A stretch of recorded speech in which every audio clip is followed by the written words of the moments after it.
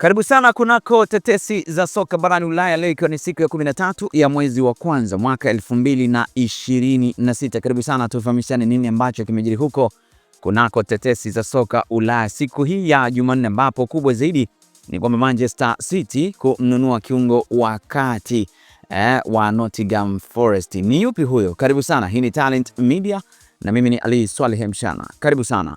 Klabu ya Manchester City wamefanya mawasiliano kuhusu mkataba wa kununua kiungo wa kati wa England na Nottingham Forest Elliot Anderson mwenye umri wa miaka 23.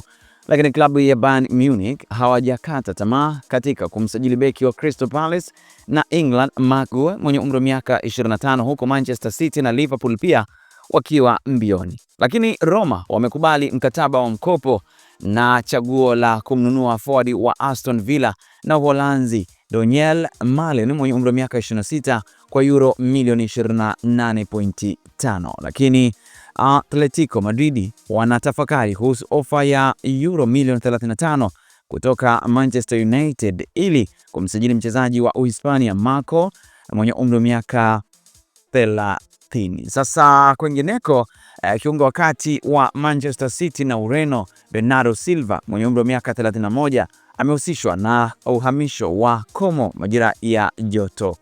Na Manchester United, Nottingham Forest na Newcastle United zote zinamfuatilia beki wakati wa Tariq mwenye umri wa miaka 22 kutoka Sassuolo. Mshambuliaji wa Uingereza na Roma Tammy Abraham mwenye umri wa miaka 28 ambaye kwa sasa yuko kwa mkopo na Besiktas anatamani kurejea Uingereza, huku Aston Villa ikiwa inamtaka pia. Bournemouth wameibuka kama mshindani mkubwa pamoja na Lazio katika harakati za kumsaka kiungo wakati wa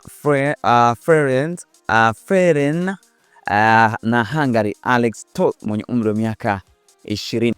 Lakini kiungo wakati wa Real Madrid Arda Güler mwenye umri wa miaka 20 hana mpango wa kuondoka katika klabu yake ya sasa licha ya Arsenal kumtaka. Tumalize na taarifa kutoka Monaco, ambapo tunaambiwa Monaco wanataka kumsajili beki wa Leicester Wout Faes.